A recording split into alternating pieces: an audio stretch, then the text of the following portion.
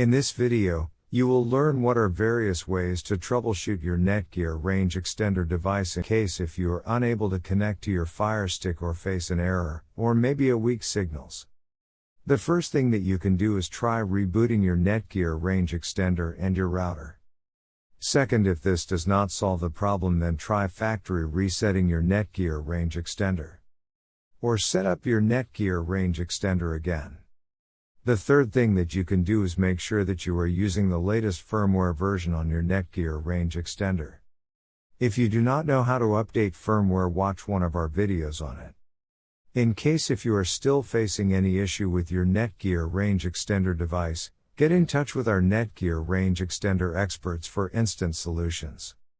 Thanks for watching our video, and do not forget to like, share and comment on the video, so that you never miss any video from our channel. Before heading ahead into the video, in case you are facing any issue with your Netgear range extender device, get in touch with our Netgear experts. Thanks for watching our video, and do not forget to like, share and comment on the video, so that you never miss any video from our channel.